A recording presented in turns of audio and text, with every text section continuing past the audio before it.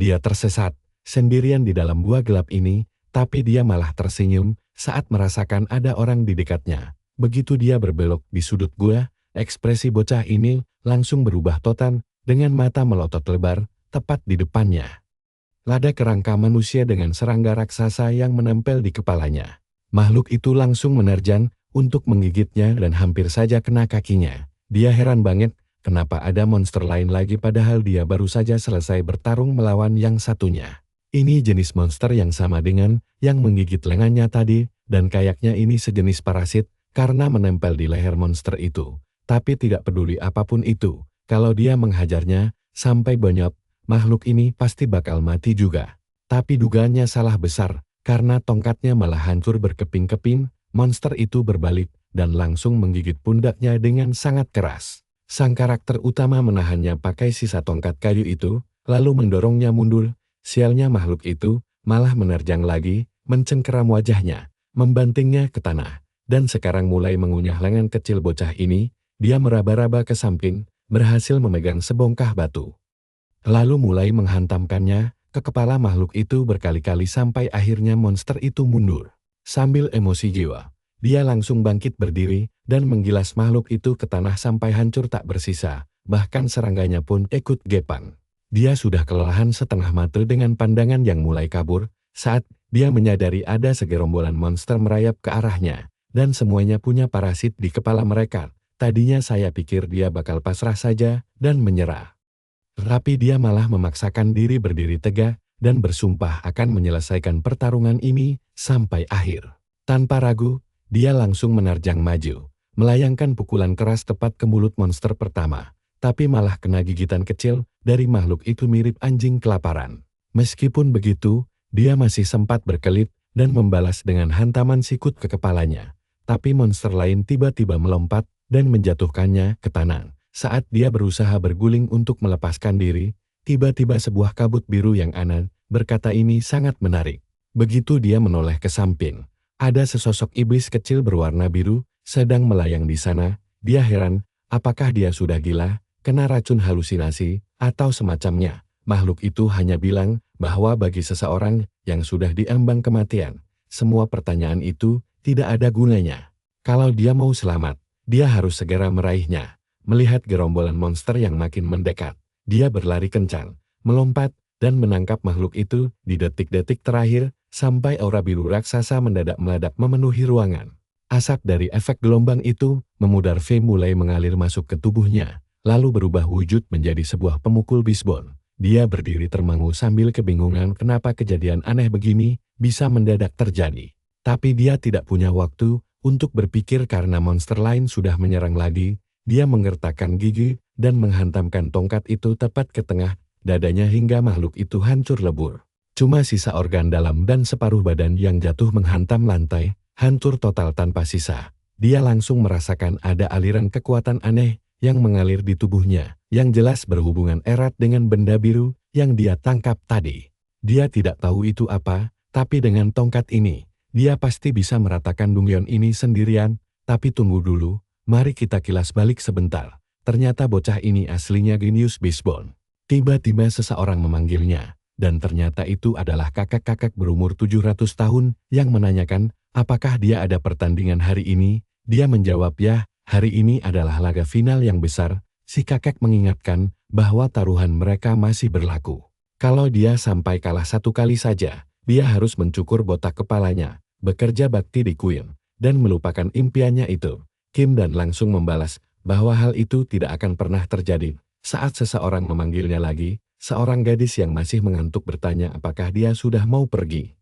Dan dia balik bertanya kenapa gadis itu bangun sepagi ini. Gadis itu menyuruhnya untuk menjulurkan tangan dan berhenti bersikap manja. Dia menaruh sebuah boneka di tangan Kim dan yang membuatnya bingung dan bertanya ini apa. Yena menyahut bahwa kakaknya itu pasti buta karena ini jelas-jelas boneka yang sangat lucu. Dia bilang boneka itu sama sekali tidak kelihatan lucu. Begitu melihat Yena mulai cemberut kesam, dia langsung berterima kasih sambil mengelus kepalanya. Lalu bertanya heran kenapa tumben sekali dia bersikap manis begini. Tak lama kemudian pantatnya ditendang dan kakek tua itu menyuruh mereka untuk pulang dengan selamat seperti biasa. Dia mengambil tongkat pemukul besarnya, berpamitan akan segera kembali, lalu berangkat ke arena turnamen. Ini adalah babak final kejuaraan bisbol antar sekolah. Dan dia sudah bersiap menghadapi lemparan lawan. Semua penonton di stadion sedang menantikan aksi dari sosok yang dijuluki pemukul paling berbakat di Korea ini. Sang pelempar mulai bersiap, menarik lengannya ke belakang, lalu menatapnya tajam sementara Kim dan hanya melempar senyum tipis. Bola pun melesat cepat bagai tembakan meriam tepat ke arahnya. Tapi bocah genius ini sudah sangat siap. Matanya terus melacak pergerakan bola, lalu mengayunkan tongkatnya sekuat tenaga. Kecepatan bola itu benar-benar hampir merenggut nyawanya. Tembakan keras itu melesat kencang bak peluru melewati samping kepalanya, lalu melambung tinggi ke angkasa hingga mendarat di tribun penonton. Seperti biasa, dia kembali mencetak home run yang luar biasa, karena dia memang bocah yang sangat berbakat. Dia memang pemain muda yang sangat menjanjikan, tapi kita sudah tahu kalau dia bakal terdampar di dunia lain. Jadi cepat atau lambat dia pasti harus mati dulu. Di perjalanan pulang dia berpikir gembira bagus, dia memenangkan kejuaraan sekolah. Sekarang tidak mungkin klub profesional tidak meliriknya. Tiba-tiba dadanya dipukul, dan gadis yang sama dari kuil tadi menyuruhnya untuk segera sadar dan jangan melamun lagi. Mereka berdua mulai berdebat konyol, sambil menaiki tangga, dan mengobrol dengan sangat ceria. Sementara Yena berkata tentu saja kakaknya bakal menang. Padahal dia kan sudah memberinya jimat keberuntungan, Kim, dan menyuruhnya cepat, agar mereka bisa segera makan malam. Tapi saat membuka pintu rumah, tampak sesosok misterius berdiri di atas tubuh tak bernyawa kakek botak. Sosok itu mulai berbalik sementara Yena masih belum menyadari ada orang asing di sana. Detik berikutnya, mereka berdua serentak berteriak memanggil sang master. Kim dan sangat kebingungan. Tapi orang berkerudung itu hanya berkata bahwa urusan ini sama sekali tidak ada hubungannya dengan Yena. Kalimatnya langsung terputus saat Kim dan mengayunkan pemukulnya tepat ke arah wajahnya, memaksanya untuk segera menghindar. Dia berteriak menyuruh Yena untuk lari, tapi gadis itu malah bertanya panik apa yang akan dia lakukan sendirian di sana. Setelah menyuruhnya pergi, Yena pun langsung kabur ketakutan. Dia bertanya-tanya siapa orang asing ini, kenapa bisa ada di kuil mereka, dan apa yang sebenarnya terjadi pada sang master. Si jubah hitam bergerak lincah layaknya adegan film aksi sambil berkata, aku ingin sekali menjelaskan. Tapi sayangnya aku tidak punya banyak waktu. Pria misterius itu menunjukkan sebuah kristal, dan berkata sungguh disayangkan semuanya harus berakhir tragis seperti ini. Belum sempat Kim dan memahami situasinya, pria itu melesat maju secepat peluru, mencengkeram lehernya, lalu menghantam dadanya sembari menyuruhnya untuk mencari seseorang bernama Inar Kim, dan menyadari wajah orang asing itu mirip sekali dengan dirinya. Sebelum tiba-tiba lantai di bawahnya hancur, berantakan dan dia jatuh ke dalam jurang kegelapan yang tak berujung. Disitulah dia mendadak tersadar, menoleh ke samping, dan mendapati dirinya sudah berada di dalam gua asing tadi. Di sebelahnya ada sebutir telur dari monster serangga. Tapi dia langsung menyadari kalau tempat itu sebenarnya adalah sarang raksasa mereka. Tiba-tiba telur itu mulai menetas. Sesosok makhluk merayap keluar dari cangkangnya, membuat pikirannya berkecamuk apa yang terjadi dan di mana aku sekarang. Sebelum dia sempat bergerak, monster kecil itu langsung menempel di lengannya, menusuk kulitnya. Dan tampak berusaha menjadikannya sebagai inang parasit. Untungnya, dia langsung mengibaskan tangannya dengan kuat dan melempar makhluk itu. Tapi lengannya seketika terasa panas seperti terbakar. Saat itulah, dia melihat tongkat pemukulnya tergeletak di dekatnya. Segera meraihnya tepat ketika ada monster lain yang kembali menyerang. Dengan sekali air, dia langsung memukulnya sampai terpental jauh. Dia segera berlari kencang ke ujung gua, lalu melihat sebuah aliran sungai, dan karena berpikir serangga berkaki 8 itu mungkin saja tidak bisa berenang, dia memutuskan untuk langsung melompat ke air. Kawanan monster itu hanya berkumpul di pinggir air tanpa berani masuk ke dalam sungai. Namun tiba-tiba dia merasakan rasa sakit lain yang menjalar ke seluruh tubuhnya karena ada sekumpulan lintah yang sedang mengisap darah di kakinya. Kasihan sekali, bocah ini tidak diberi waktu bernapas barang sedetik pun, dia bergegas naik ke darat, mencabuti hewan menjijikan itu dari tubuhnya, sambil mengeluh kenapa selalu ada monster dimanapun dia berada, tempat terkutuk apa sebenarnya ini. Dan kenapa rasanya sangat berbeda jauh dari dunia lamanya. Di saat itulah, dia melihat boneka pemberian Yena, lalu mulai khawatir, apakah gadis itu baik-baik saja sekarang? Apakah si rambut putih tadi sudah melakukan sesuatu yang buruk padanya. Tapi bagaimanapun juga, dia harus tetap tenang dan fokus bertahan hidup dulu.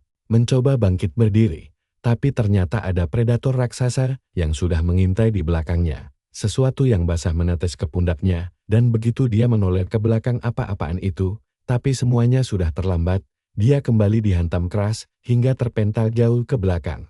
Kim dan Sadar harus segera pergi dari tempat mengerikan itu. Beruntung dia melihat celah gua kecil di bagian belakang ruangan, dia langsung berdiri, berlari secepat kilat, mencoba menyelinap, masuk sementara monster raksasa itu terus mengejarnya dari belakang. Mulut besarnya hampir saja berhasil menerobos masuk, tapi untungnya tersangkut di celah batu. Cakar monster itu mencabik ke dalam dan nyaris merobek matanya. Dia melompat mundur ketakutan dan dalam sekejap, masa depannya sebagai seorang pria hampir saja tamat di sana. Dia benar-benar gemetaran menatap predator buas itu. Tapi akhirnya, makhluk mengerikan itu memutuskan pergi. Dia bisa bernapas lega karena monster itu tampak menyerah, tapi lengannya masih terasa sangat aneh. Ini pasti akibat gigitan serangga parasit tadi, bahkan sekarang dia tidak bisa merasakan lengannya sama sekali. Tempat gila macam apa ini yang membuat nyawanya terancam setiap 5 menit sekali. Dia harus mencari jalan keluar dari gua ini dan tidak bisa terus-terusan bersembunyi di sini. Disitulah dia mulai berjalan mengikuti cahaya dan kita semua sudah tahu apa yang terjadi selanjutnya. Dia bertemu lagi dengan makhluk parasit itu setelah berhasil membangkitkan kekuatan bisbol misteriusnya dan menghancurkan monster pertama. Dia berkata tidak peduli kekuatan apa ini. Yang penting cukup kuat untuk membantai semua musuh di depannya. Dan seketika, lantai gua pun dipenuhi tumpukan bangkai monster. Kini dia penasaran kekuatan macam apa yang sebenarnya ada pada tongkat ini. Dia bisa ngerasain energi ngalir di tubuhnya kayak sihir. Tapi tiba-tiba, kelelawar itu hancur dan berubah jadi kobaran api. Dia bingung banget. Sebuah mulut mendadak muncul di tengah api, terbang keluar, lalu langsung melahap salah satu mayat di sana. Gak cuma satu, makhluk itu melahap semua yang ada di lantai. Setelah ruangan bersih, api aneh itu balik lagi ke dia, kayak masuk kembali ke dalam kelelawar. Terus dia ngerasain sesak di dada kayak mau jantungan, dan hampir mati. Tapi di saat bersamaan, rasa sakitnya mulai hilang dan tangannya mulai tumbuh lagi, gak cuma tangan, tapi semua luka sayatan, gigitan, dan pukulan yang dia terima. Ditambah lagi, otot-ototnya jadi makin kuat secara aneh. Apapun rahasia di balik kelelawar ini, yang jelas ini kuat banget. Dia gak cuma dapat tambahan daya serang yang gede, tapi juga kemampuan buat regenerasi. Harusnya bertahan hidup jadi gampang sekarang. Cuma masalahnya dia kelaparan setengah mati. Tiba-tiba dia nemu beberapa jamur tanpa curiga sedikit pun. Ya mungkin ini pilihan terbaiknya saat ini. Sialnya, beberapa jamur bisa sangat beracun dan dia lagi ada di dunia lain. Sadar akan hal itu, dia tetap nekat memakannya. Jadi ya, bocah ini emang agak kurang pintar. Dia bilang lebih baik mati keracunan daripada mati kelaparan. Padahal manusia bisa bertahan sekitar 30 hari tanpa makan. Paling cuma jadi kayak tengkorak hidup. Tapi taruhannya berhasil, dia bilang rasanya enak banget. Dia benar-benar memenangkan taruhan kali ini. Begitu tenaganya mulai balik, dia mulai ngumpulin barang-barang penting buat bertahan hidup. Hebatnya dia, bahkan balik lagi ke air lintah itu. Biarpun menjijikkan, paling gak airnya bisa diminum. Dia juga ngambil lintah-lintah itu, karena secara teori, mungkin aja bisa dimakan. Entah berkat kelelawar itu atau bukan, tapi gak ada hal buruk yang terjadi. Dia masih gak tahu ini gua apa, tapi bertahan hidup sangat mungkin dilakukan. Tapi tetap aja, makin banyak monster yang bermunculan, kayak Morlock ini yang langsung nyerang tanpa mikir dua kali, tapi langsung disambut dengan hantaman keras di kepalanya. Si karakter utama sadar kalau setiap makhluk yang nyerang dia selalu kena parasit, dan untungnya, tiap kali dia bunuh satu, tongkat kelelawarnya bakal memakan makhluk itu lagi. Begitu itu terjadi, tubuhnya langsung bertambah kuat. Dia makin kuat, mulai terbiasa sekarang. Tapi ada satu monster yang selalu dia hindari, yaitu si predator puncak. Kalau yang itu dia gak punya nyali. Untungnya, monster itu cuma muncul sesekali buat jaga sarang. Tapi setelah jalan keliling kemana-mana, dia sadar sesuatu. Dia berada di arah yang salah dari jalan keluar, karena dia udah menjelajahi setiap sudut peta ini, dan satu-satunya jalan adalah balik lagi ke tempat telur-telur tadi lalu lewat ke ruangan lain. Navigasinya lumayan bagus, masalahnya itu berarti dia terus ngelewatin sarang si predator puncak tadi. Gimana caranya dia ngelawan monster sebesar itu kalau sampai ketahuan di tempat terbuka? Motivasinya mulai habis dan dia bertanya-tanya, kalaupun dia berhasil keluar dan pulang dengan selamat, apa dia bakal bisa ketemu keluarganya lagi? Bagaimana kalau dia terjebak di sini selamanya? Siapa sebenarnya orang itu? Akhirnya, dia memutuskan gak bisa menyelesaikan semua tanya itu sebelum keluar dari sini. Sekarang kita kembali ke ruang telur. Makhluk-makhluk kecil berkeliaran di mana-mana, tapi si monster besar gak kelihatan. Buat orang beruntung ampas kayak dia, akhirnya dapat juga nasib baik. Dia menyadari makhluk-makhluk itu gak terlalu peka, jadi dia mulai bergerak pelan sambil tersenyum tipis, yang langsung hilang begitu dia gak sengaja menginjak tulang sampai patah. Tapi anehnya, pas dia nengok, makhluk-makhluk itu diam saja. Jantungnya mau kopot, tapi dia bersyukur karena entah kenapa semuanya terasa gampang. Dia berhasil melewati ruangan itu dan meninggalkan serangga-serangga menjijikkan di belakangnya. Tapi kemudian, dia masuk ke ruangan lain dengan lubang di langit-langit dan tumpukan telur lainnya. Nah loh, ini jalan buntu lagi kan? Coba lihat lubang di atas sana. Dia harus cari cara buat naik demi mencapai cahaya itu. Tapi tiba-tiba tanah di bawah kakinya bergerak. Pas dia nengok ke bawah, ya ampun, dia malah menginjak si predator. Monster itu langsung berbalik, mencambuk tepat di tengah dadanya dan menghempaskannya ke lantai dengan keras. Dia bangun sambil terengah-engah menahan sakit di perutnya. Sepertinya ruangan terakhir ini adalah tempat istirahat monster itu, dan sekarang dia langsung menerjang. Untuk gigitan besar berikutnya, dia mencoba berdiri sambil menatapnya tajam. Dia mengayunkan kelelawar penyerangnya dan benar-benar berhasil mengeluarkan darah hijau monster itu. Sekarang nyalinya langsung naik. Dia menatap monster itu dan menantangnya, gimana menurutmu? Apa rasanya beda dari yang sebelumnya? Monster itu menerjang lagi. Tapi sekarang, anehnya dia sadar kalau dia bisa melihat arah serangan itu datang. Bocah ini langsung menyadari kalau apapun yang terjadi pada tubuhnya, level kekuatannya sudah jauh berbeda sekarang.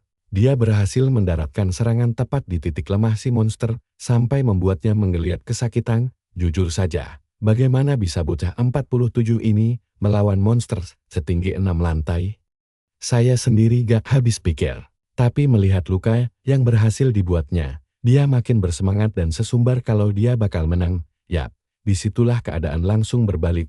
Karena dia baru saja mengucapkan kata-kata pantangan, tiba-tiba makhluk itu membuka mulut lebarnya dan meraung keras. Seluruh tempat itu mulai bergetar hebat. Dia gak tahu apa yang sedang terjadi, tapi jelas monster ini sedang memanggil semua makhluk di sarangnya. Sepertinya kamu butuh kekuatan baru, karena sebatang tongkat saja gak bakal cukup lagi. Oh, iya juga ya, gak kepikiran ke sana. Dia udah mulai membantai mereka pakai kelelawar itu. Mungkin monster itu sengaja membawakan mangsa buat dia bantai dan memulihkan kekuatannya. Coba lihat Del, tanahnya udah dipenuhi tumpukan monster mati sementara dia berdiri di sana sambil terengah-engah. Dia berpikir kalau terus begini, pertarungan ini gak akan pernah selesai dan dia bakal mati. Dan tunggu sebentar, saya pikir dia berhasil mendaratkan serangan telak. Tapi ternyata dadanya sendiri yang tertusuk, sialan, tembus begitu saja. Tapi kemudian apa-apaan ini? Si karakter utama malah berhasil menghantam kaki monster itu hingga patah. Monster itu melolong kesakitan dan dia berhasil melepaskan diri, mendorong kaki itu menjauh, tapi darahnya mengalir deras sampai bikin genangan. Dia terengah-engah.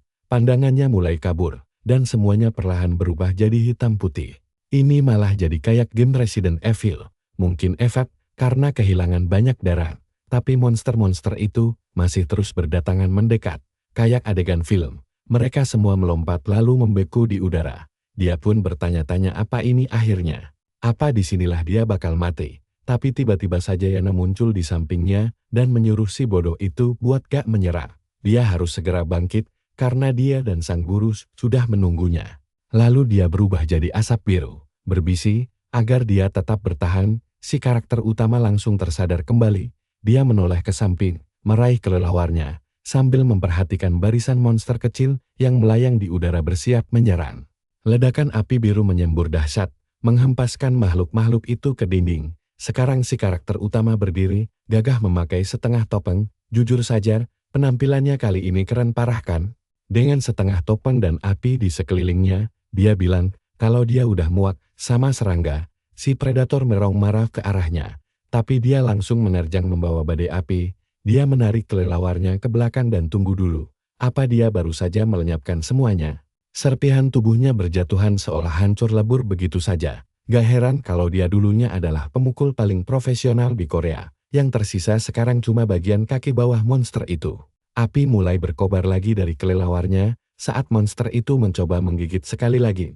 Tubuh si predator langsung hancur tercabik-cabik. Karakter utama kita sendiri sampai ngeri mendengar suaranya. Tapi setelah itu, energinya mulai mengalir masuk ke tubuhnya. Bocah ini kayaknya gak bakal sempat ngerayain umur 20 tahun, jelas saja.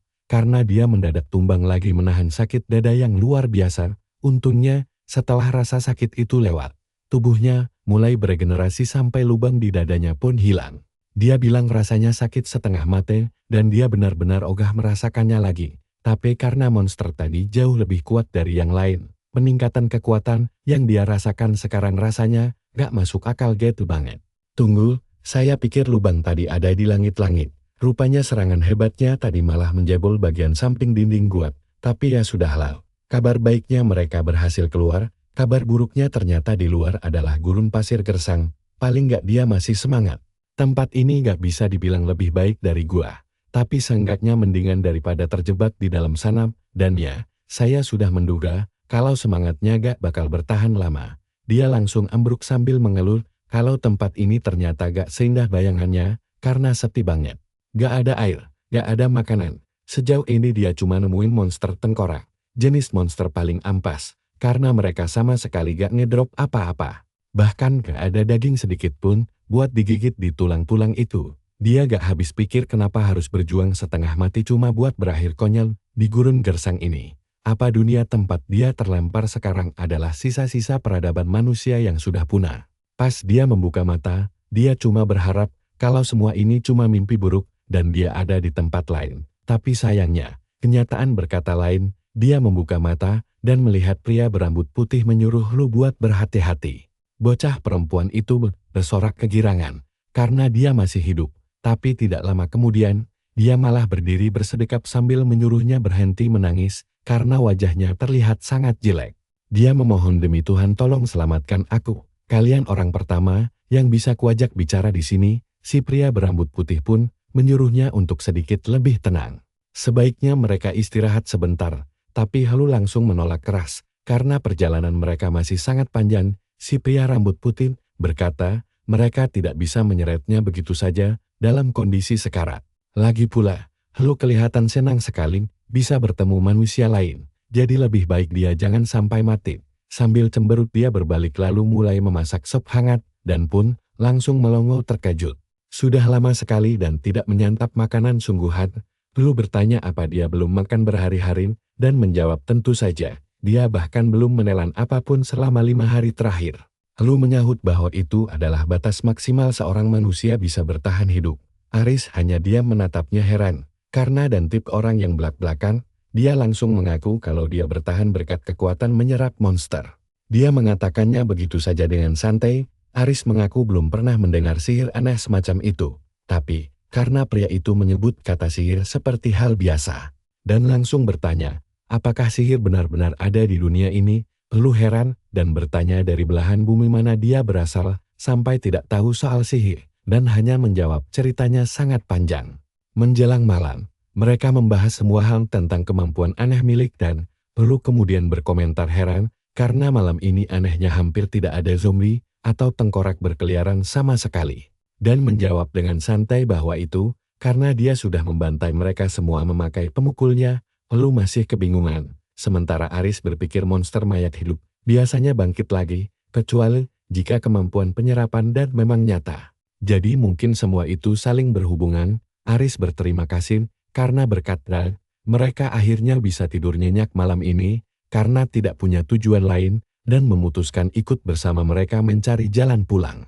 Halu kesal melihat mereka saling tatap dan bertanya pada Aris apa yang sedang dilakukannya. Dan tampak sangat terharu dengan mata berkaca-kaca sambil mengucapkan terima kasih yang sebesar baharnya. Halu jelas-jelas sangat risih melihat pemandangan itu. Keesokan harinya saat memetik kaktus di gurun pasir dan memuji pengetahuan Halu yang luas, Lu menyahut ketus kalau itu adalah pengetahuan dasar bertahan hidup, dan langsung memasang wajah aneh, lalu refleks menendangnya, membuat dan mengeluh bahwa gadis itu sangat mirip adik perempuannya yang menyebalkan. Sambil terus mengobrol dan belajar banyak dari Aris tentang ekologi monster dan cara bertarung, dia juga tahu kalau mereka berdua ingin membantai bos monster, dan merasa sangat beruntung karena mereka berdua adalah orang baik yang luar biasa tangguh. Malam tiba, saat dan sedang santai di tendanya, Aris tiba-tiba datang berkunjung. Duh, mana sih para gadis cantik di cerita ini, kenapa malah pria ini yang datang berkunjung malam-malam? Hanya karena dan jago mengayun pemukul, isinya jadi cowok semua. Gak seruan, mereka membahas pendapat dan tentang dunia ini yang menurutnya agak membosankan. Coba kalian lihat ini adegan berikutnya, dia langsung dikejar naga raksasa. Mereka berdua berlari kencang dan menyuruh Lu pergi duluan sementara naga itu semakin mendekat dan menarik pemukulnya ke belakang, menghantam kepala monster itu hingga dia sempoyongan kebingungan. Tapi naga itu menahan langkahnya, mengayunkan cakar tajam dan mementalkan dan hingga terbang jauh. Lu berteriak panik memanggil dan lalu mendongak melihat pemandangan gila naga raksasa yang melompat siap menerkam mereka. Tiba-tiba, sesuatu melesat cepat bagai peluru dan menebas naga itu menjadi dua bagian. Aris yang tampak sangat santai dan keren bertanya, apakah mereka baik-baik saja, dan pun bangkit dengan tubuh babak belur. Lalu sesosok roh keluar dari pemukul itu dan mulai melahap si naga rakus ini. Pertama kalinya Aris Lu melihat mayat monster lenyap begitu saja, disusul tubuh dan yang mendadak pulih kembali. Lu bertanya apakah itu kemampuan penyerapan yang dia ceritakan kemarin, dan membenarkan bahwa kurang lebih begitulah cara kerjanya. Aris merasa kagum, karena jasad monster, sekaligus sisa energinya benar-benar hilang tanpa bekas. Aris menatap dan dengan serius selalu berkata, ada sesuatu yang harus dia lakukan. Malam harinya, Lu berteriak protes, karena rencana gila itu. Bagaimana bisa Aris menyuruh dan bertarung melawan monster mengerikan seperti Lich? Itu sama saja dengan menyuruhnya mati konyol. Mereka seharusnya tetap fokus pada rencana awal untuk membasmi monster itu sendiri. Aris menyahut kalau dia tidak akan memaksa jika anak itu menolak ikut. Lu masih murka dan memperingatkan bahwa anak itu tidak tahu seberapa mengerikannya kekuatan seekor Lich, tapi dari kejauhan dan menyela dan berkata dia bersedia mencobanya asal diberitahu rencana mereka. Aris menjelaskan bahwa sebelum memulai pertempuran maut itu, mereka harus memetakan batasan kekuatan dan secara detail, berapa banyak energi yang bisa dia pulihkan, dan seberapa besar daya serap yang dia miliki saat ini. Dan setuju, karena dia harus paham batas kemampuannya sendiri sebelum bertarung hidup dan mati. Tapi di adegan berikutnya, dia malah berdiri kebingungan menatap pemukulnya yang tergeletak di tanah sambil bertanya, apa gunanya semua ini? Lalu menjelaskan kalau mereka akan mengukur energi sihirnya, dan terkejut menyadari dirinya punya sihir. Lu menjawab ketus tentu saja punya, karena semua makhluk hidup di dunia ini memiliki energi sihir. Aris berkata dia harus memeriksa seluruh tubuh anak itu, anehnya, dan malah menjadi salah tingkat, dan menyuruh Aris berhenti menatapnya dengan tatapan mesum seperti itu. Tentu saja, kenyataannya tidak seperti yang kalian bayangkan. Aris menaruh tangannya di bahu dan mendekat dari belakang, lalu mulai menyusupkan energinya. Dia benar-benar masuk ke dalam alam bawah sadar dan untuk melihat inti jantung yang diselimuti bayangan api mengerikan hingga menarik tangannya kembali karena terkejut. Dan bertanya apa pemeriksaannya sudah selesai. Aris menjawab ya, tapi sayangnya dia tidak menemukan petunjuk apapun. Menurutnya, mustahil mengategorikan energi di dalam tubuh anak itu sebagai sihir yang normal. Energi itu terasa seperti ada sosok makhluk lain yang bersemayam di dalam raganya. Kekuatan semacam itu jelas sangat berbahaya. Di bab berikutnya, seekor monster tengkorak sedang berjalan santai sebelum kepalanya terhantam batu hingga hancur. Sudah cukup lama sejak dan terlempar ke dunia asing ini, dia tidak tahu pasti, tapi mungkin sudah sekitar 3 bulan lamanya. Dia bahkan sampai lupa jumlah monster yang telah dia serap, hingga tubuhnya kini sudah tidak murni manusia lagi.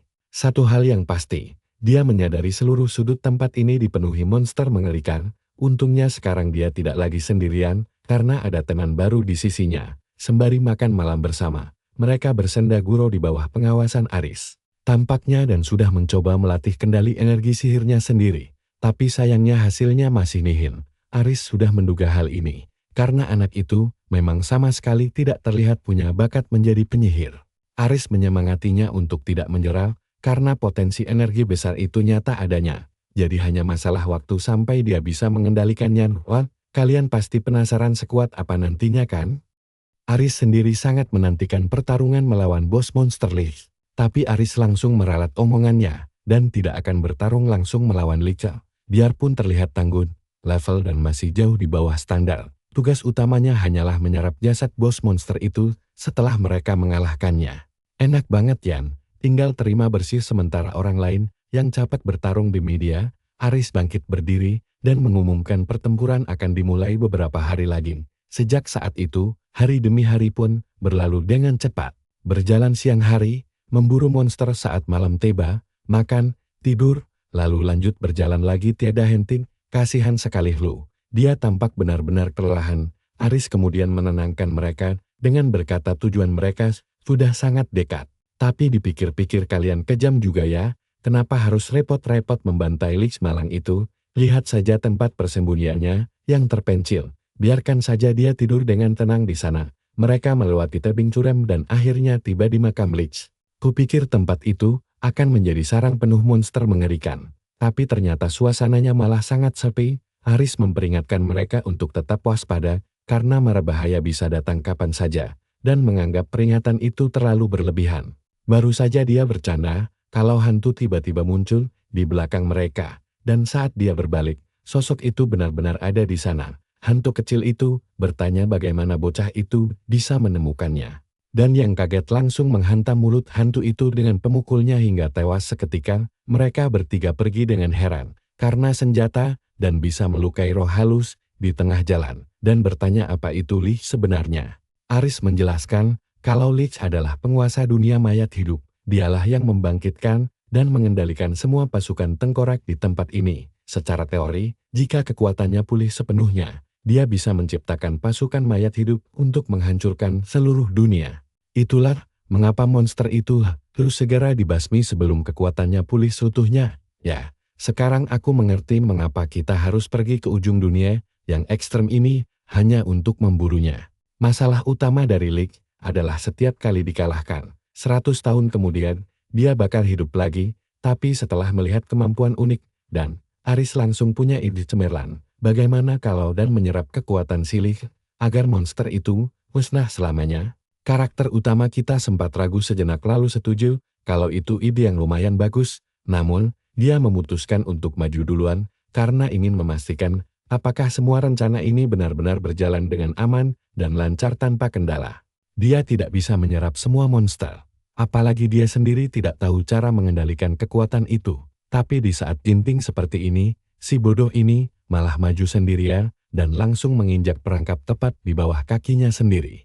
Aris berteriak menyuruhnya waspada. Tapi terlambat, lingkaran pentagram neraka muncul di bawahnya, membuat si bocah langsung lenyap seketika.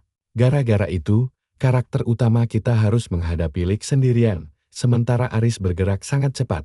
Begitu dan menghilang, Aris langsung berlari kencang sambil menarik Hru dan menyuruhnya untuk segera pergi dari tempat berbahaya ini. Dia terus mengingatkan dirinya sendiri kalau tempat ini penuh dengan kejutan tak terduga dan tampak terkapar pasrah di tanah dengan gaya Yamcha yang legendaris. Lalu bangkit mencoba memahami cahaya apa yang barusan menyeretnya. Di mana dia sekarang dan tempat aneh apa ini? Saat itulah, dia menyadari sesuatu yang mengerikan. Dia sedang berdiri tepat di depan sebuah gerbang tengkorak raksasa 3 dimensi. Sudah jelas ini adalah sarang si Lich. Dia sangat yakin tentang itu. Untungnya, tubuhnya masih utuh dan dia selamat. Sekarang dia hanya perlu tenang sambil menunggu Aris, yang saat ini sedang sibuk membantai para tengkorak hidup dengan kecepatan penuh. Sambil berlari, Aris menjelaskan kepada Luke kalau dan tidak sengaja menginjak jebakan teleportasi Lich. Saat ditanya kemana dan dikirim, Aris menjawab sudah pasti ke dalam ruangan utama sang bos. Kirain masih jauh. Ternyata si Dan malah sudah berdiri membeku menatap langsung ke arah Lich. Desain monster ini sangat menyeramkan hingga membuatnya merinding ketakutan. Untungnya, makhluk menyeramkan itu sedang tertidur lelap. Sisi buruknya, monster itu terlihat sangat kuat dan jika terbangun, habislah dia. Karena sudah terjebak di dalam, pilihan terbaik adalah diam tanpa memicu jebakan lain.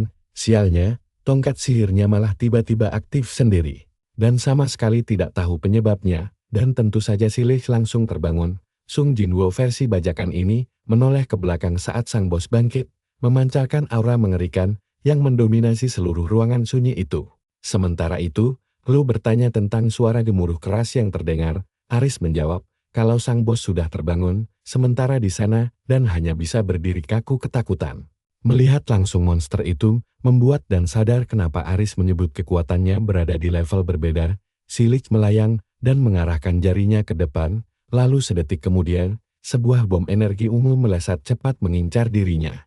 Sadar kalau serangannya terlalu besar untuk dihindari, dia nekat bertahan dan langsung mengayunkan pemukulnya sekuat tenaga. Kejutan besar terjadi, dia berhasil memukul balik bom itu, layaknya seorang pemain bisbol profesional. Sang Lich terkejut saat ledakan dahsyat mengenai dirinya sendiri, namun, begitu asap tebal mulai memudar, dan terbelalak melihat tubuh monster raksasa itu, masih utuh tanpa luka sedikit pun. Monster itu ternyata menggunakan penghalang sihir, membuat dan bingung bagaimana cara melawan musuh sekuat ini. Tiba-tiba Lich mengarahkan tangannya ke atas, memanggil sekumpulan tentakel hitam yang langsung melilit erat kaki dan tangannya. Sambil menatap tajam dan yang tidak bisa bergerak, si Lich mendeteksi adanya kekuatan aneh dalam dirinya, yang rupanya bersumber langsung dari jantungnya. Makhluk itu mendekat dan memegang dadanya, berniat membedah tubuh dan untuk mencari tahu kebenarannya, namun secara mengejutkan, tebasan hitam putih yang sangat dahsyat tiba-tiba memotong segalanya, dan lihatlah, siapa yang akhirnya datang menyelamatkan. Aura Aris benar-benar tidak masuk akal. Nah coba kalian bayangkan, dia datang menerobos demi menyelamatkan rekannya, dan langsung menghancurkan seluruh tentakel yang mengikat dan hingga pemuda itu terjatuh ke lantai. Saat dan mendongak, Aris langsung menyuruhnya mundur, dan berkata biar dia yang membereskan sisanya. Sang Lich melepaskan rentetan serangan beruntun, tapi Aris tetap berdiri tegak di tengah ledakan dan kepulan asap. Sang monster mengira musuhnya lenyap, tapi dari balik kepulan asap, sebuah tebasan pedang berkilat membelah tubuh Lich menjadi dua. Aris memang layak disebut bos terakhir di sini.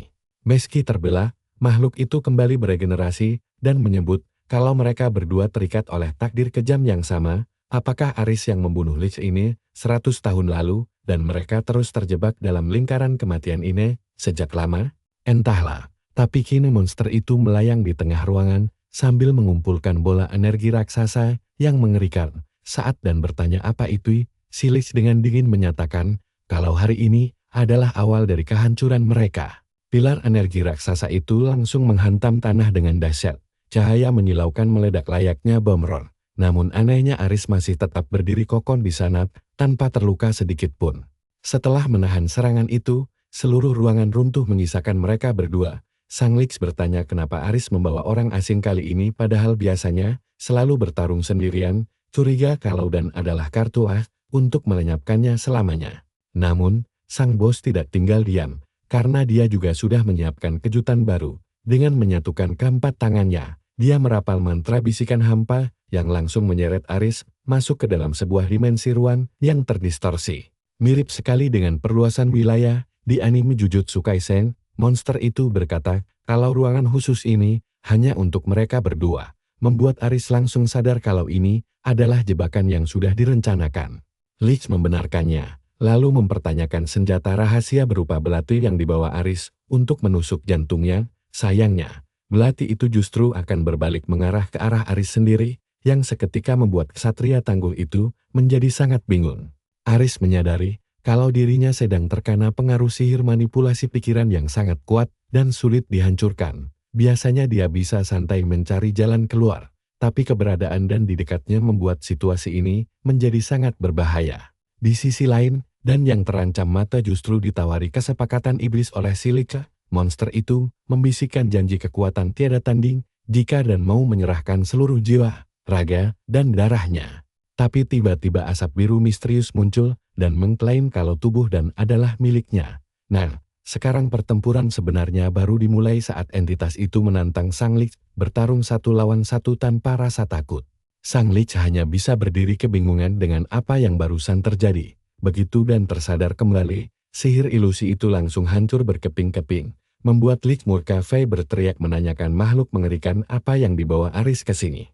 Menyadari tubuh musuh terluka, Aris langsung mengincar inti energinya. Lewat satu tebasan kilat yang presisi, tubuh sang monster pun sukses terbelah menjadi dua bagian. Perlahan tubuh Lich mulai hancur sambil meratapi ketidakmungkinannya. Aris segera berteriak menanyakan keadaan Dan, sementara si Dan sendiri masih sangat linglung dan tidak paham dengan apa yang barusan terjadi.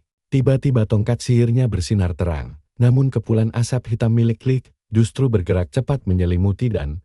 Aliran mana raksasa monster itu langsung terserap paksa ke dalam tubuhnya, membuat pemuda itu berteriak kesakitan karena proses penyerapan yang tidak wajar. Pancaran energi ungu menyelimuti ruangan, membuat Aris syok melihat kapasitas mana yang begitu besar. Manusia biasa pasti akan hancur menyerap kekuatan itu, dan si Dan pun langsung jatuh pingsan.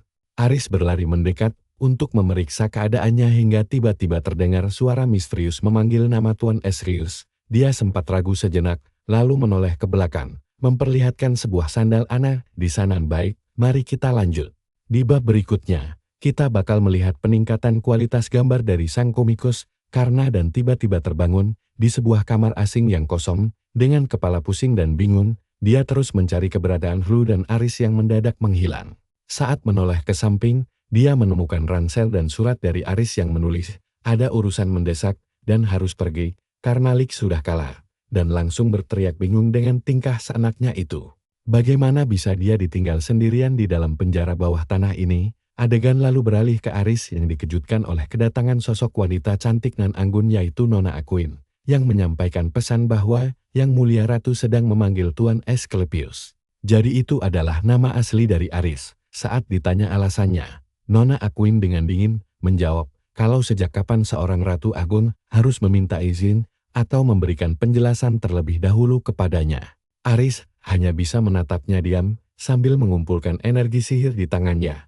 Aquin menegaskan kalau semua detail perintah akan dijelaskan langsung di istana. Jadi sekarang saatnya mereka untuk segera pergi. Tiba-tiba Hlu datang berteriak menanyakan keadaan dan serta nasib Silik setelah pertarungan tadi. Setelah menyapa Aquin, pandangan mereka tertuju pada tubuh Dan yang terkapar tidak jauh dari sana, lalu langsung berlari panik. Namun Aris dengan tenang menyuruhnya untuk tetap tenang. Aris menjelaskan kalau Dan hanya pingsan akibat shock setelah menyerap mana dalam jumlah besar dan nyawanya tidak terancam. Adegan ditutup dengan tatapan anggun Aquin selagi Aris sibuk merenungkan misteri yang terjadi. Banyak banget yang mengganjal di otaknya tentang kejadian tadi dan itu cukup mengganggu. Tapi dia tidak punya waktu sekarang. Jadi, dia menyuruh kru mengambil peta, makanan, lalu menaruhnya di dekat Dan. Selagi kru sibuk, Aquin cuma menonton sambil kagum karena Dan tampaknya sukses menyerap kekuatan si Lich. Tatapan licik khas penjahatnya pun muncul. Dia pasti berniat mengganggu karakter utama kita dan bergumam kalau kisah ini sangat menarik. Tiba-tiba dia tersentak saat Aris mengajak pergi sekarang. Nah kan, persaingan memperebutkan Touk kita rupanya sudah dimulai. Aris berjalan melewatinya dan berbisik sebaiknya hilangkan ketertarikanmu pada bocah itu sekarang juga jika ingin berumur panjang. Jadi tidak boleh ada yang melirik pemegang pemukul andalan kita ya. Aris melangkah masuk portal selagi Aquin terpaku, lalu pergi sambil berkata dia akan selalu mengingat ancaman itu. Kembali ke karakter utama, dan tidak percaya dia ditinggalkan oleh teman-temannya setelah 3 bulan di gurun. Kok tega banget mereka melakukan itu. Tapi mau bagaimana lagi, dia sudah mengenal mereka cukup baik dan sadar mereka pasti punya alasan sendiri. Dia melihat Aris mengalahkan Lich dengan mudah, sementara dia sendiri merasa tidak berguna, ditambah lagi, anehnya dia tidak merasa lebih kuat setelah menyerap energinya. Setidaknya seluruh dunia ini sekarang miliknya, jadi pasti ada barang berharga. Dia menemukan tengkorak elf terkutuk, sebuah tongkat sihir legendaris. Rupanya mereka sengaja meninggalkan semua item itu untuknya. Tapi dia tidak tertarik, karena semuanya barang terkutuk, seperti pedang iblis yang menjerit, atau belati berlumur darah hitam. Jadi, dia memutuskan lebih baik mengambil peta dan kompas saja. Takut kena kutukan? Jujur, memang lebih aman begitu. Ambil saja semuanya lalu jual di bar terdekat. Kabar baiknya, peta itu menuntun ke hutan. Kabar buruknya, jaraknya luar biasa jauh.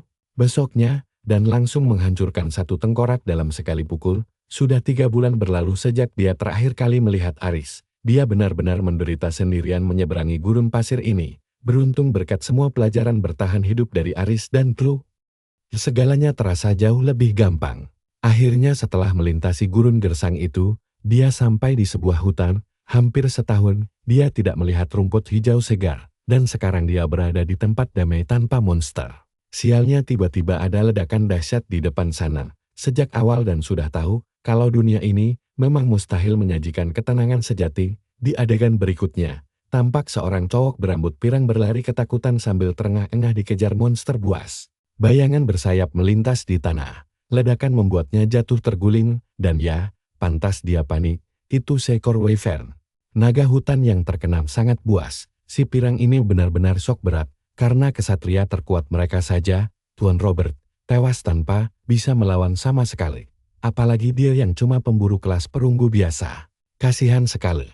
Niatnya ke hutan cuma mau berburu goblin, malah harus menerima auman wyvern langsung di depan mukanya. Dia pasrah sampai sosok manusia hewan muncul, menghantam monster itu. Alt pun kaget melihat kedatangan Alyosha. Alyosha berbalik menyuruh Alt lekas bangkit dari tanah. Alt pun berdiri sembari bertanya keheranan kenapa gadis itu bisa berada di tempat berbahaya seperti ini. Padahal Alt berniat jadi umpan, agar Alyosha bisa kabur dengan selamat. Tapi astaga, kostum gadis ini minim sekali. Tampaknya sang ilustrator mulai unjuk gigi setelah kemarin saya puji. Alyosha tidak sudi membiarkan monster itu merebut semua poin sendirian. Alt pun terharu lalu bertanya apa rencana mereka untuk melawan naga ini. Alyosha menjawab, kalau punya rencana, Robert tidak akan mati. Satu-satunya rencana adalah kabur secepatnya tanpa menoleh ke belakang. Alt mengangguk setuju. Tapi saat Alyosha mulai menghitung mundur, sebuah serangan mendadak langsung menghantam telak dirinya dari arah samping. Padahal saya kira bakal ada pahlawan kesiangan yang menyelamatkan Alyosha si gadis berbulu, tapi dia malah tumbang beneran. Alt mengira hidup mereka sudah tamat, hingga tiba-tiba dua belati melesat dari dalam hutan dan menancap tepat di dahi wyvern. Saat dia menoleh ke belakang, ternyata itu Celis Puar, anggota partimu cantik-cantik juga ya Alt. Kalau saya jadi anggota kelompok ini, rasanya saya bakal betah menghabiskan sisa hidup hanya untuk berburu goblin bersama mereka. Celis meminta maaf karena tak tega kabur meninggalkan Alt. Sesaat kemudian wyvern itu menutupi langit, lalu menukik tajam dengan mulut menganga siap memangsa mereka bulat-bulat. Setetes air mata jatuh, dia pasrah akan mati. Tapi tenang, maestro pemukul kita sudah tiba berikutnya. Mereka berterima kasih sementara dan menyahut santai tidak masalah. Bukan masalah besar kok. Alt langsung menggenggam tangannya erat sambil menyebut dan adalah juru selamat mereka. Kalau bukan karenanya, Alyosha si gadis berbulu pasti sudah mati. Tapi jujur dia masih sok bocah ini, bisa menaklukkan wyvern cuma dengan satu serangan. Apa dan ini sebenarnya pemburu tingkat tinggi atau semacamnya? Mungkin berperingkat emas atau minimal platinum. Karakter utama kita cuma bisa terdiam kebingungan saat mereka berdua mulai mendesaknya untuk memberitahu peringkat aslinya. Keadaan makin canggung saat dan malah balik bertanya apa yang dimaksud dengan sistem peringkat pemburu itu. Mereka tentu saja heran melihat kepolosannya, dan dia cuma berdiri dengan tampang melongo seolah meminta mereka menjelaskannya secara detail. Di adegan berikutnya, Alt langsung terkejut dan bertanya, apakah dan benar berasal dari dunia lain, dan menjawab dengan canggung bahwa hal itu memang sulit dipercayai. Tapi itulah kenyataannya. Alt merasa tidak ada alasan bagi dan untuk berbohong setelah menyelamatkan nyawa mereka. Jadi dia percaya saja. Celis yang membawakan barang-barang menambahkan, kalau dia tak pernah menduga sihir teleportasi antar dimensi itu nyata adanya.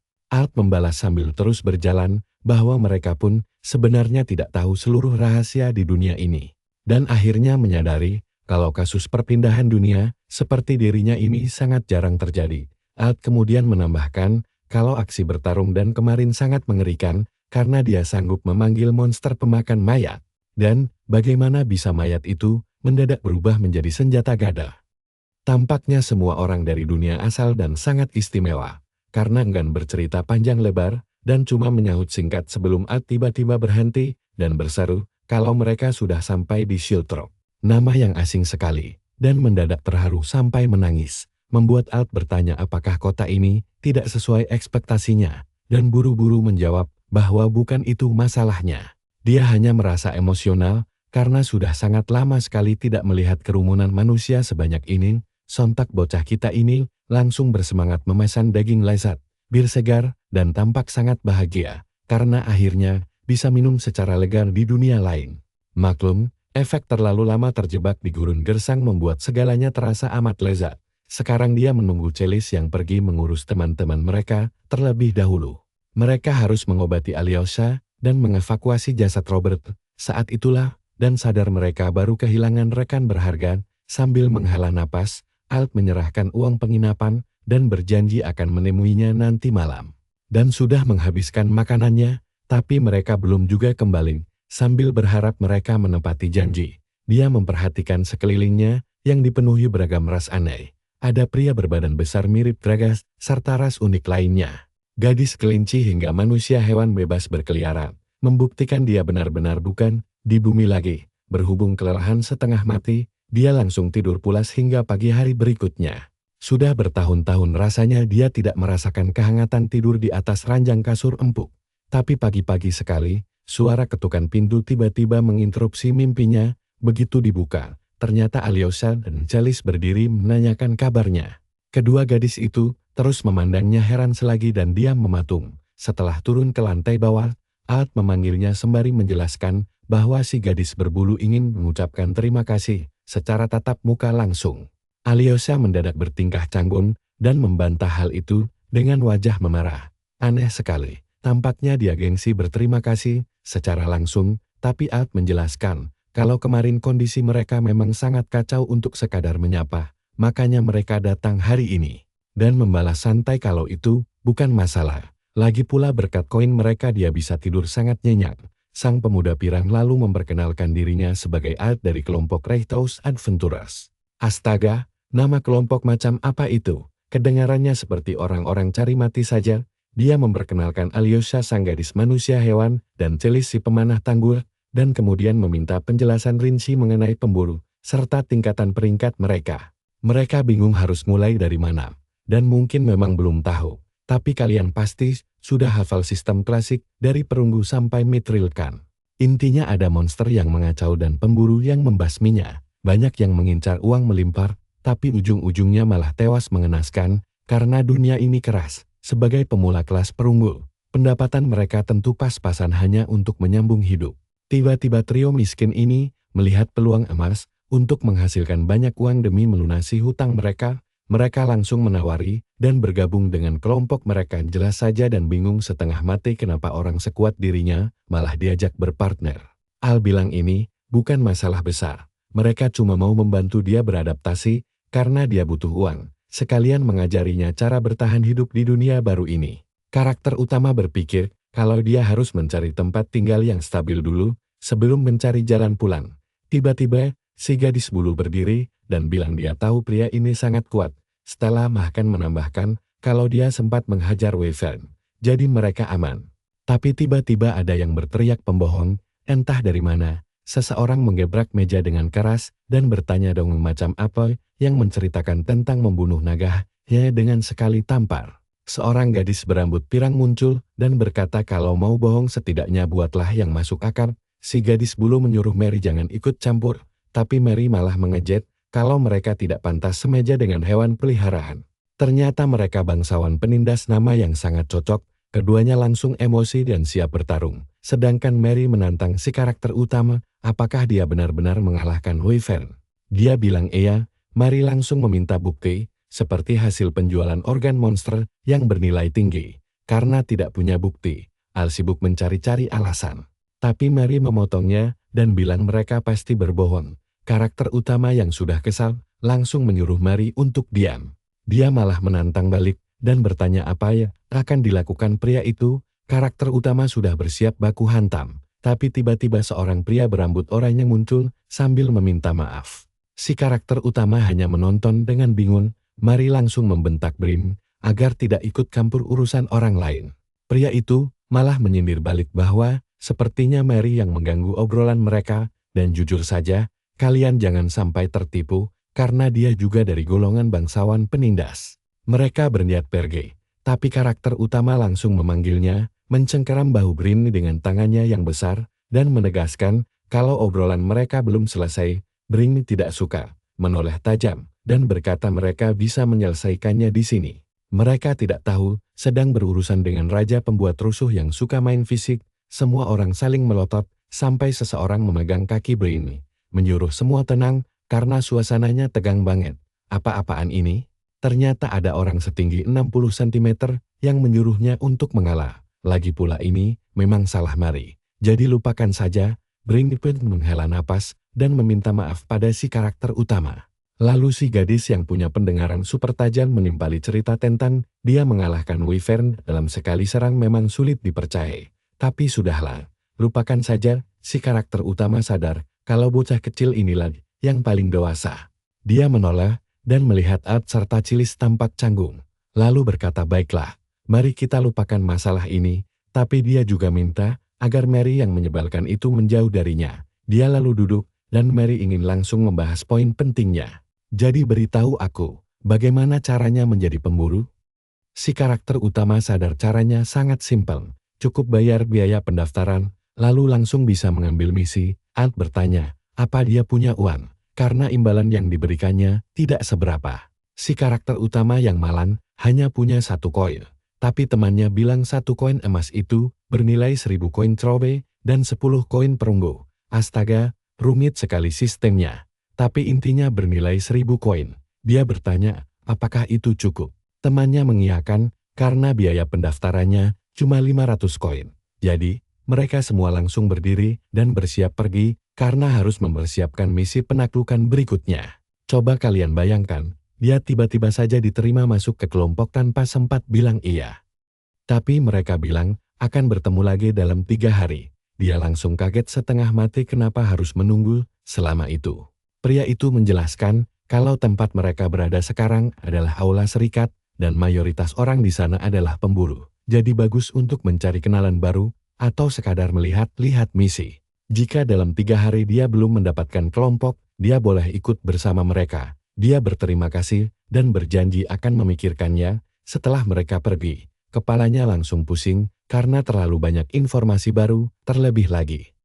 Dia baru sadar, kalau dirinya miskin di dunia ini, karena setengah uangnya habis untuk biaya pendaftaran petualang. Dia mulai menghitung biaya makan, harga daging, dan penginapan. Hasilnya, dia benar-benar tamat. Baru juga sampai di kota, tapi peluang dia jadi gembel besar banget. Makanya, dia langsung bersiap ambil misi penaklukan biar kelihatan oke. Dia beli baju zirah, yang sebenarnya cuma berguna buat menaruh gada di punggungnya. Tapi dia merasa nyaman begitu. Si penjual bilang sirahnya pas banget. Ya jelaslah, namanya juga pedagang. Mana mungkin bilang jelek. Dia pun pergi sambil berpikir, kalau tidak banyak pilihan yang tersisa. Cuma itu satu-satunya barang yang sanggup dibeli dengan uangnya. Sekarang, di kota ini, dia harus mulai dari mana? Berhubung targetnya cari duit, dia langsung menemui gadis berbulu di balik meja, resepsionis. Dia menggebrak selembar kertas besar ke atas meja. Tapi tunggu. Kenapa dia berkedip-kedip genit begitu? Dasar pencinta monster berbulu. Dia bilang ingin mengajukan permohonan, tapi sayangnya misi dengan bayaran koin perak yang dia pilih tidak bisa diambil karena peringkatnya masih ampas banget. Alhasil, si bocah harus mulai dari tingkat paling dasar dengan memikul karung pasir. Setelah itu, dia dikirim untuk membersihkan kotoran sapi. Dia bahkan sampai harus mencuci gunungan baju. Parah Sin, sumpah, kalau aku yang jadi dia, mending langsung kuhantamkan saja gada raksasa ini ke muka mereka semua biar kapok. Begitu hari berakhir, dia langsung tepar, karena kerjaan kasar ini jauh lebih melelahkan dibanding dunian. Tapi setelah semua kerja keras itu, dia cuma dapat 30 koin tembaga, buat bayar penginapan saja tidak cukup. Akhirnya dia membeli 1 tusuk set di pinggir jalan. Karena lelah bekerja seharian, dia cuma menghabiskan 10% gajinya, yaitu 3 koin, dan langsung shock berat. Makanan di dunia ini ternyata sangat enak, padahal dia biasa menyantap hidangan dunia modern. Tapi kuliner di sini memang dibuat dengan sangat niat, namun tiba-tiba saja ada sosok misterius yang mendekatinya dari arah belakang. Sebuah tangan misterius mengangkat kompas yang mengarah tepat ke si bocah, dan muncullah seorang bocah perempuan yang kelihatan tangguh, dengan pipi menggembung penuh makanan. Dia bertanya apa rahasia kekuatan si cowok, dan meminta satu lagi. Wah, ngeri juga melihat cara dia menarik-narik ujung baju si cowok dengan tubuh mungilnya itu. Jangan berpikir yang aneh-aneh dulu ya. Dia langsung menoleh, saat anak itu mengaku telah menemukannya, dan ternyata dia adalah seorang penyihir peri kerdil. Astaga, banyak banget atribut unik gadis ini. Kalian pasti bingung kan kenapa dia mendadak bilang sudah menemukan takdirnya. Sampai akhirnya adegan berganti memperlihatkan mereka berdua mulai mengobrol serius soal klaim kalau si bocah adalah pahlawan terpilih. Si gadis bersikeras kalau dia memang orangnya. Tentu saja, si bocah langsung meminta bukti nyata. Katanya itu adalah ramalan gurunya, di mana kompas sakti penunjuk penyelamat dunia menuntunnya tepat ke arahnya, sehingga tidak mungkin salah. Si bocah menyahut, kalau benda itu justru kelihatan sangat mencurigakan. Gadis itu lalu membalas, kalau dia tidak tahu apa-apa, karena gurunya adalah Dranechi, penyihir peramal legendaris. Dia sama sekali tidak tahu, dan bertanya, apakah gurunya sesepuh, terkenal. Si gadis membela, kalau ramalan gurunya tidak pernah meleset. Contohnya, saat pundak sang guru sakit, beliau meramal hari akan hujan, dan itu selalu terbukti. Si bocah meledek, kalau itu cuma gejala encok nenek-nenek, membuat si gadis langsung memintanya diam. Tapi dia kembali bertanya, oke, katakanlah aku memang pahlawan, lalu kenapa? Gadis itu menjelaskan, kalau gurunya menyuruhnya untuk membantu sang pahlawan, apapun rencana tindakan yang akan dia ambil, gadis itu siap mendukung dengan sihirnya. Dia bingung, bagaimana gadis itu bisa sesumbar begitu tanpa tahu apa keinginannya. Si gadis yakin tujuannya pasti ingin menyelamatkan dunia. Namun si bocah langsung memotong kalimat itu dan membantah, karena target utamanya adalah pulang ke dunianya sendiri. Dasar bocah polos yang tidak punya rahasia, dia menceritakan semua kebenaran, termasuk fakta kalau dirinya berasal dari dunia lain. Berhubung tujuan mereka berdua sudah jelas tidak sejalan, dia pun pamit pergi, karena orang yang dicari si gadis bukanlah dia. Dari atas balkon, Mary si bangsawan aneh mengamati segalanya. Faye meledek si gadis malam yang baru saja ditolak mentah-mentah. Sementara itu, Brian menyuruhnya berhenti mengurusi kehidupan orang lain, tapi Mary membalas kalau dia tidak paham seninya. Baginya, tidak ada hiburan yang lebih asyik dibanding mencampuri urusan orang lain. Brian menyarankan agar dia mulai mengerjakan tumpukan kertas saja, tapi Mary menolak karena menurutnya itu adalah tugas Brian. Bangsawan sepertinya punya tujuan yang jauh lebih mulia. Namun, Brian tampak tertarik saat mendengar gadis di bawah sana mengaku sebagai murid dari penyihir Dranik. Layar kemudian beralih memperlihatkan momen saat sang guru menyerahkan kompas gaib itu dan menyuruhnya membawa benda tersebut karena akan menuntunnya pada takdir. Ariel ditugaskan untuk mencari sosok penolong yang nantinya juga akan dia bantu balik. Sementara itu, jagoan kita di luar sana masih sibuk memikul karung pasir dan berlarian bekerja keras seperti orang jujur. Tolonglah, keluarkan saja gada besarmu itu dan bantai monster biar gue langsung merekrutmu. Di saat dia sibuk kerja rodi demi recehan, Ariel terus mengawasinya dari kejauhan dengan tatapan yang sangat kebingungan. Kenapa sih bocah ini nekat banget melakukan semua hal ini? Apa dia lagi bokek atau bagaimana?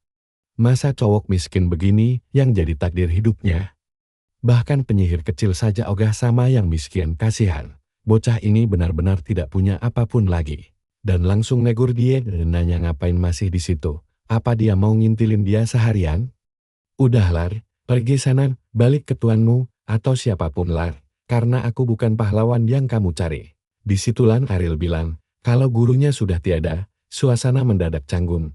Tapi gadis itu berdiri dan bertanya apa dia benar-benar ingin pulang ke dunianya secepat itu.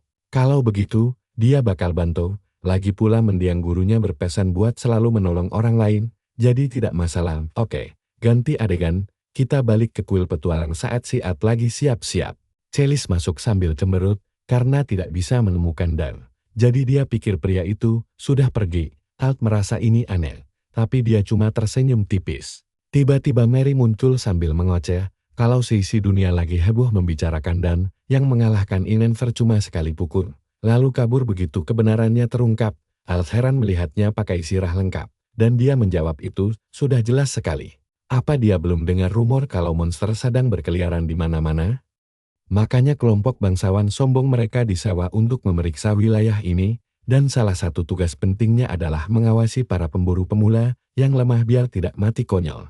Alt bilang dia bisa menerima kritik, tapi dia tidak berani mengkritik raja pemukul tongkat besi itu. Lalu Veronica, si gadis penyihir, penasaran dan ingin tahu siapa sebenarnya sosok dan yang terus dibicarakan ini. Celis berteriak kalau Dan adalah pahlawan yang menyelamatkan mereka, tapi Mari menyahut kalau penyelamat itu aslinya cuma sibuk tebar pesona. Pertama dia mendekati gadis resepsionis, lalu merayu penyihir kecil tentang takdir segala, dan sekarang dia malah pergi bertualang ke tempat lain dan melupakan kelompok mereka begitu saja. Tapi Celis malah mulai berhayal liar, mengingat cerita Dan yang mengaku datang dari dunia lain dan tidak kenal siapa-siapa di sini. Jadi mana mungkin dia mendadak punya kisah romantis secepat itu. Namun tiba-tiba pandangannya teralihkan saat melihat semua orang ketakutan karena si pemuda idaman masuk bersama penyihir kecilnya. Dia menyapa mereka dengan santai, "Halo semuanya, saya datang hari ini." Alt senang bukan main melihat jagoan favoritnya dan bertanya apa dia terlambat. Mari mengamuk dan menuduh mereka pengkhianat, membuat semua orang bingung karena sepertinya dia ingin bergabung dengan kelompok Alt, tapi mereka malah memilih bekerja sama dengan Dan penyihirnya. Mari langsung memakinya sebagai pengkhianat berdarah dingin yang brengsek. Alt membela diri kalau mereka tidak pernah memaksa siapapun, tapi dia penasaran kenapa ada penyihir elf di sini. Bagaimana mereka berdua bisa saling kenal? Si karakter utama bilang ini cerita panjang, padahal tidak sama sekali. Si elf manis cuma bilang aku mencarinya, takdir yang menuntunku padanya. Semua orang langsung mengira ini kisah cinta yang luar biasa. Di saat Celis sudah meleleh jatuh cinta, si karakter utama sibuk membela diri. Sedangkan Brian mulai menyadari kalau pemuda ini memang punya kekuatan luar biasa. Alt menanyakan nama Arin dan apakah dia akan ikut dalam tim pembasmian, yang langsung diiyakan karena dia ingin membantu Dan semua orang pun berpikir wah, ini dia sosok istri idaman yang sangat setia. Si Pirang berterima kasih karena gadis pemerah susu pemarah itu tidak bisa membantu akibat cedera, tambahan satu orang tentu sangat membantu, dan meminta maaf karena tidak memberitahu mereka sebelumnya. Si Pirang memaklumi, waktunya tiba. Pertama, mari bicara tentang goblin, makhluk hijau menyebalkan yang suka menjarah, dan itulah target buruan kita di dalam hutan ini. Masalahnya, mereka tidak menduga kelompok bangsawan sombong itu bakal ikut. Mereka ingin protes, tapi Mari terus mengoceh kalau ini adalah suatu kehormatan bagi mereka. Tapi tunggu dulu, di balik tingkah menyebalkan mereka, kalian pasti tahu kalau nanti jagoan kita yang bakal menyelamatkan Har. Alt berbisik kalau para bangsawan sombong ini memang tim tingkat tinggi.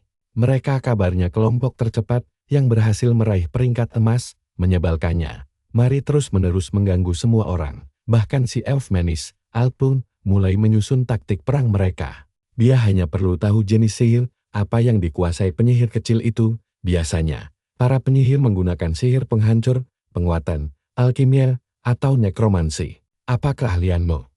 Dia belum pernah bekerja sama dengan penyihir sebelumnya. Saat Ariel hendak menjelaskan, tiba-tiba sesuatu melesat cepat dan sebilah anak panah hampir saja menancap di wajah seseorang.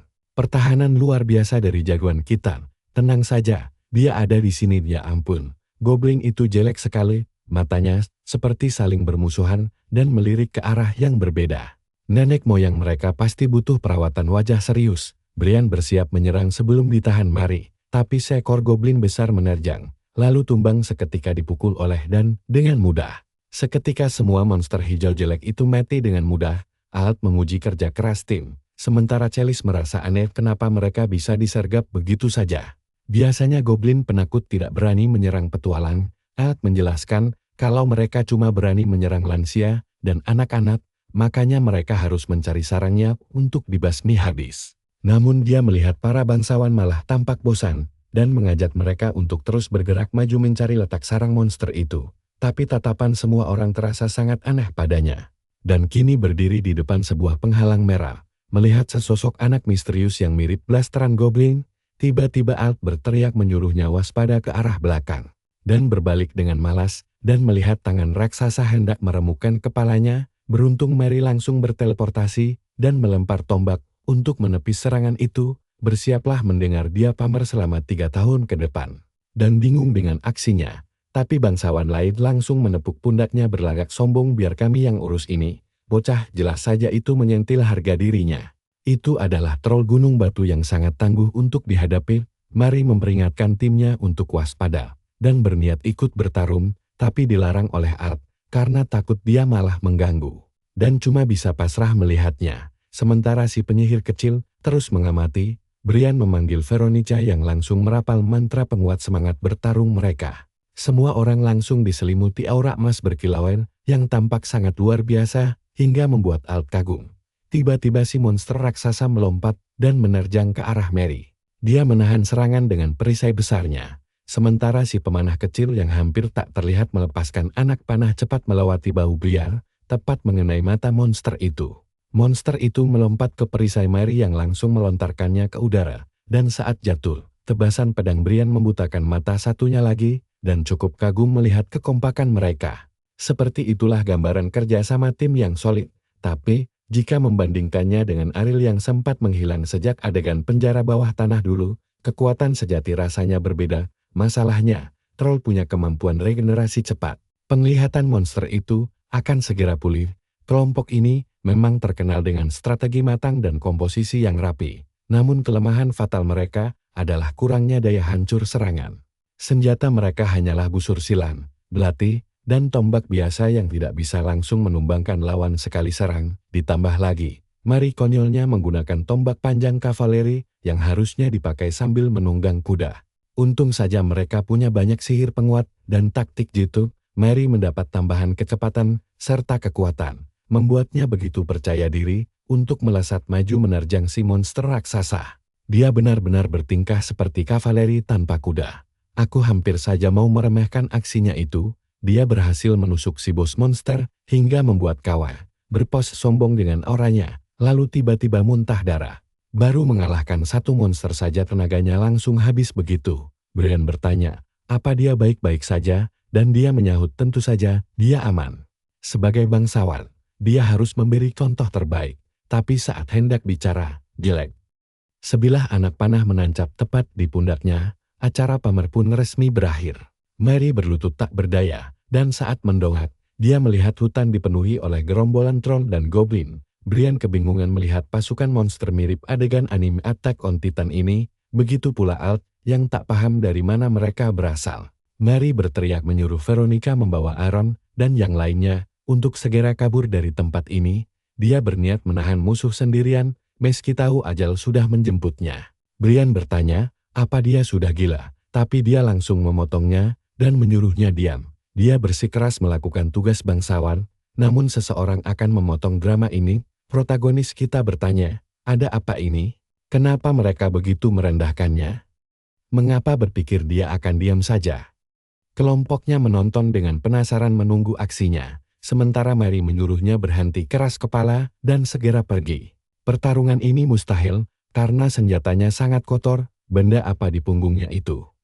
Kalaupun dia beruntung mengalahkan 1-2 musuh, jumlah mereka ratusan, tapi bocah ini malah bertingkah ala Sung Jinwoo. Dibandingkan saat melawan Sang Lik, ini bukan apa-apa baginya. Mary memintanya berhenti membual, karena waktu sangat mendesak. Mendadak, seekor troll raksasa menyerang dari belakang dengan tangan besarnya, namun protagonis langsung menebasnya. Satu tebasan cepat membuat lengan troll itu putus, lenyap seketika. Para bangsawan langsung syok setengah mati melihatnya. Sementara makhluk itu menjerit kesakitan, protagonis menanyakan rencana kepada si veteran. Saat menoleh, dia melihat semua orang sudah bersemangat bertarung, Ad dan yang lain berjanji berjuang sekuat tenaga, walau tidak seberapa. Lagi pula, kenapa kita masih mendengarkan Mary? Sebenarnya protagonis bisa langsung maju menyerang, atau mungkin belum saatnya, karena dia belum sekuat itu. Mary lalu memerintahkan barisan belakang menahan goblin, biar dia dan yang maju ke depan. Tapi tiba-tiba Ariel melangkah maju, dan bilang dia yang urus semuanya. Kalian pasti penasaran kan sekuat apa dia?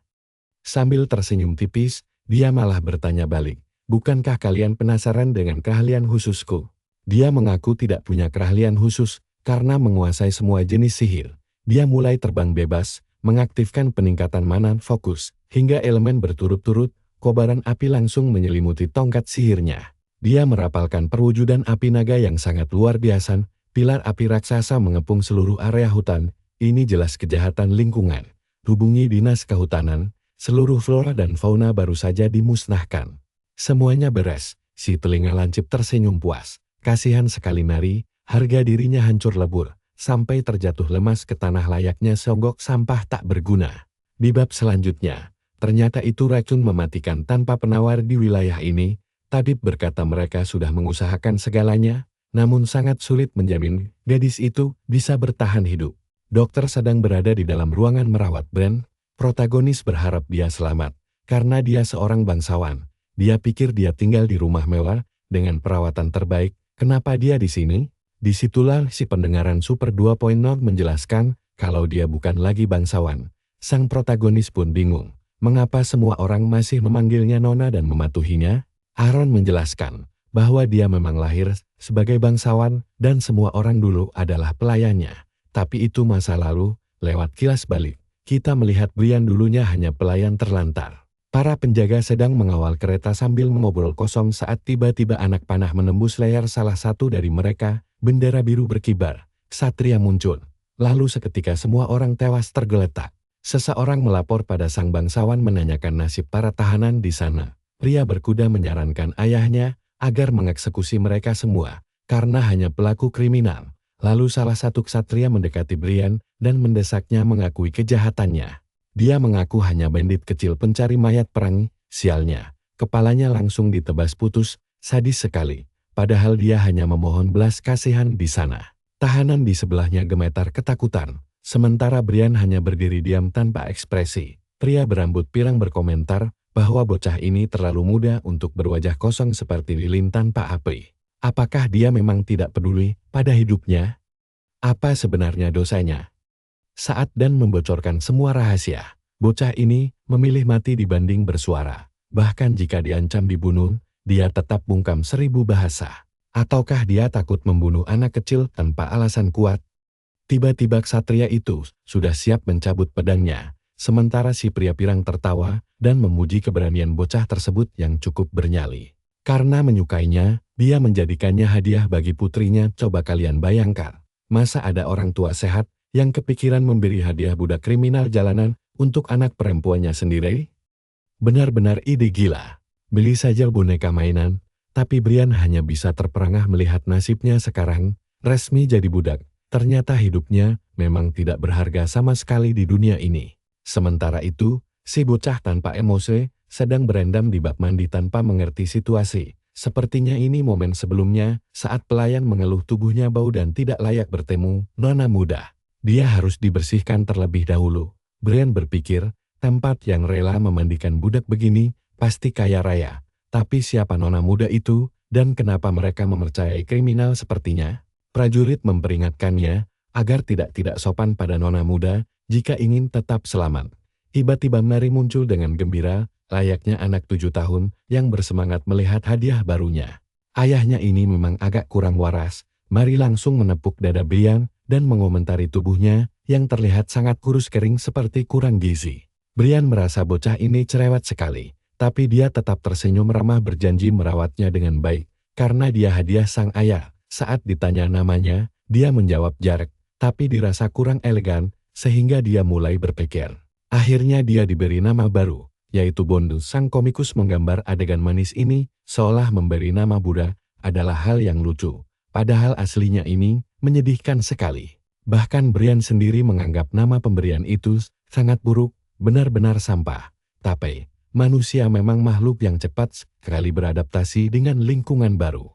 Kini alih-alih bertarung di jalanan, dia menghabiskan hari dengan pekerjaan rumah tangga yang belum pernah disentuhnya. Alih-alih berebut sisa makanan, sekarang dia bisa menikmati sup hangat dan roti segar setiap pagi. Dia tidak perlu lari dari penjahat, karena dikelilingi orang baik sekarang. Pelayan menyapanya dengan ramah, membuat Brian melongo kebingungan, karena belum terbiasa. Saat ditanya keadaannya, dia menjawab tidak ada keluhan.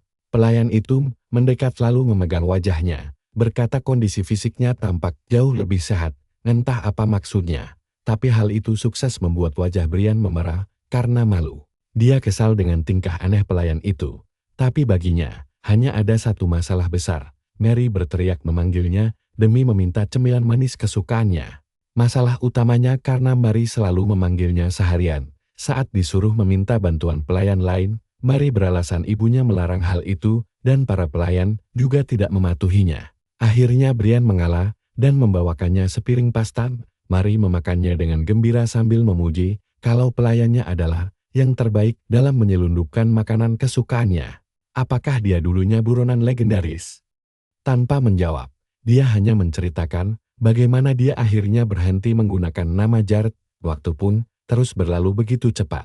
Saat sedang menyiram bunga, Mary memanggilnya lagi. Dia kini sudah beranjak remaja dan mengumumkan kepulangan ayahnya dari perang. Brian menyambut kabar baik itu, dan kereta sang bangsawan pun tiba. Kepala keluarga Chatillon bernama Leslie tiba bersama istrinya, Catherine Chatillon. Sang ayah senang bisa pulang kembali ke rumah.